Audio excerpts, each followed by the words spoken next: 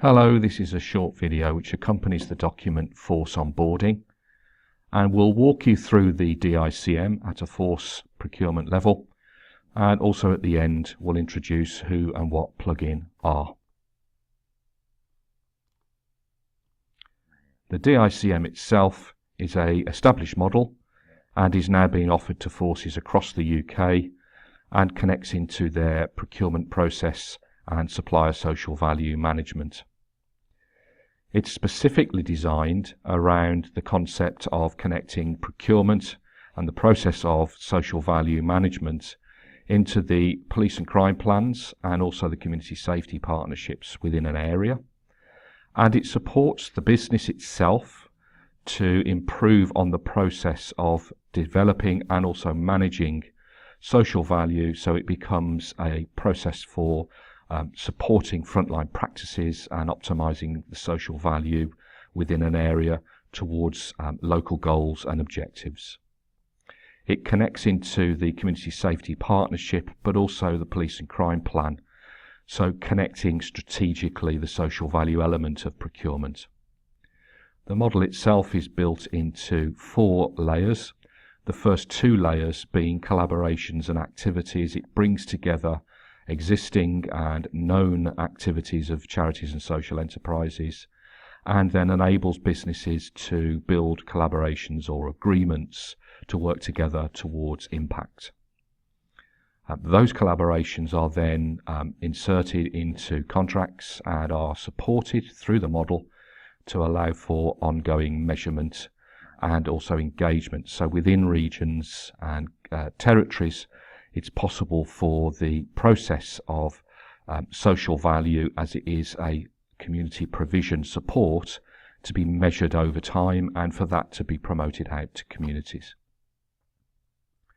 The idea of the model is actually that it creates 45 individual DICM operations, so it's very much a localized use of the model, but it does connect together all of the police and crime plans, and really as a strategic approach allows for a holistic view across the UK. So the 45 are umbrellaed under a main steering group to allow for efficiencies and developments to happen. All of this is available when you click through on the document onto this tab, and there's a short video which walks it through. So the first step of the DCIM as a police tool is to embed it into a territory, a force territory. And this is very easy. It's been developed with West Mercia Police, and it's now a standard approach that's been used to onboard all forces that are interested in working and using the DICM within its procurement processes. What it does is it allows for the DICM to be embedded within procurement, but also into the wider areas to build out collaborations from there. And it's fully supported by plugin who act strategically as the social value specialist, therefore saving time and energies and resources from the force in order for this to succeed. Everything is built around an MOU, again established with West Mercia Police. It gives it the formal structure, but it lists out terms of reference, who does what, how do things work, data sharing, etc., etc. It's all built into there. So it's an existing framework. The MOU actually establishes a process, so it builds it into the procurement, and it enables for those processes to be developed at local level, but also standardized through the injection of activities from other forces as we've developed this. So plugin's role is to strategically align in an area, so we work closely to analyse the existing activities and commitments, also aims and objectives within the community police and crime plan, and that is then analysed and factored into the DICM. We analyse and look closely and work to understand the objectives and aims and priorities of the community safety partnerships, and we encourage and work with the force to use the DICM as a strategic mechanism to engage executives in the local authorities, NHS, fire and rescue services, and also criminal justice services in recognising the DICM and supporting that through their own procurement. So the next step, once an MOU is in place, is actually establishing the activities and collaborations. So what happens is, again, through the existing mechanisms of police and crime plans and community safety partnerships, the work has been done to understand where grants have been allocated to programs or provisions that are working, and so in which case, how does that fit? And we onboard that into the computer system to create digital profiles, and then everybody is connected, including businesses. There's a system called the social purchase order, which is built into the mechanism for businesses to search for, engage with and agree collaborations with local providers as part of the strategic objectives. So engaging with that business community within the Force is done in two ways. So number one is the Force analyses existing supply base and reaches out to them. We set up a series of webinars for suppliers to come and find out more, and then ultimately we help the existing suppliers onboard their contract social value activities into the model so it can become visible. So therefore you're back casing everything that's working already. The other side of the engagement is for future contracts. A process has been built with other forces to ensure that we can connect into the process with the social purchase order, and that becomes a tool through which then post-contract award those collaborations can be measured and reviewed over time. So the SPO becomes the central point for metrics going forward. So locally, forces can start to use the data that's captured within these SPOs to start to really understand how social value is happening in real terms at local levels and through activities, and align that back to contracts. But more importantly, it gives an executive overview and reporting capability from finance into executives within the Force, but also in terms of understanding and complying with the Procurement Act and various other requirements for social value.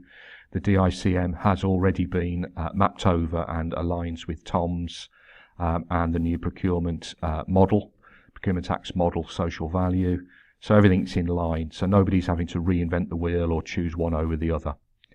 But what this process actually gives the Force is the ability to develop social value with suppliers, so help those suppliers remove ambiguity, but also at contract level start to look at that social return on investment.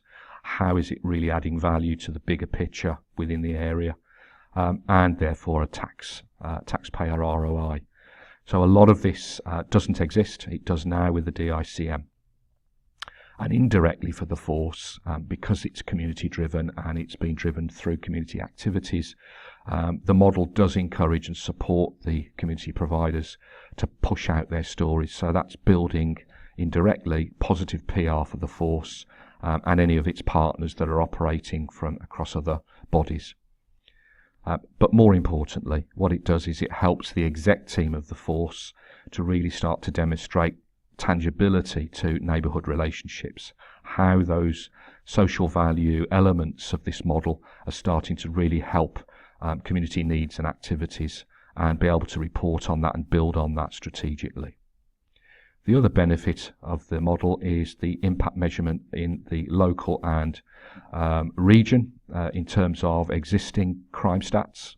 So the research within the model, these hubs, are able to capture that data, analyse that data as part of ongoing analysis of the charity and social enterprise providers' outputs themselves. Matching the two together, you're able to pull together a very compelling picture in terms of what impact is actually happening from activities and how that looks on crime statistics. But it's all independently captured through these research hubs. So what that allows us to do then as a collective group is to start looking at this at a UK level. So data and also SPO data from contracts becomes far more visible. We can see what needs to be done and what is being done, so therefore improvements can be made. This has a positive support for the Association of Police and Crime Commissioners and the Home Office in terms of their safety plans, but also their wider objectives, because this is now being driven right down to the individual contract level with suppliers and individual community providers. And that does a positive support for community safety partnerships, which we know have existed for quite a while now. So that's an extra element of insight in terms of what's working and how to get more out of it. Within the structure of the DICM is a steering group approach which pulls all 45 forces into a structured, strategic gathering, if you like, to review everything and to work with the major brands, the big sort of multi-body suppliers that are out there that are already investing their money into social impact, to come to the table and work at that sort of regional and national level to support bigger approaches to things like crime, violence and exploitation, etc. So who is and what is the plugin ecosystem? Well, the plugin ecosystem is a social enterprise. It is obviously set up as such, but it trades. It's not a grant seeker. So therefore, we are very much about using traditional methods, and that method is brand sponsorship. So we work with brands, not just suppliers, but also consumer brands, to sponsor a region, so keep that region so that we could keep it free for everybody to use, and in doing so they are able to show that under their own marketing and brand placement activities for commercial benefits themselves. The ecosystem obviously covers 12 regions of the UK, but it's been specifically built to support community provisions and to connect businesses and public bodies with that. So it's an existing structure that's been around for pretty much 11 years now. We started in Africa, but we've adapted and reshaped this within the UK to make sure it fits the current needs. So it's creating an environment with a sole mission, really, which is to support charities and social enterprises to sustain and grow what they already deliver. And in doing so, we undertook a fair amount of work ourselves, and we did a collaborative approach to building a model, which obviously you've seen today. And the idea really was that it needed to fit into procurement, and it needed to be owned and operated by procurement teams. So therefore it's not something that we are driving, it's something that's naturally evolving.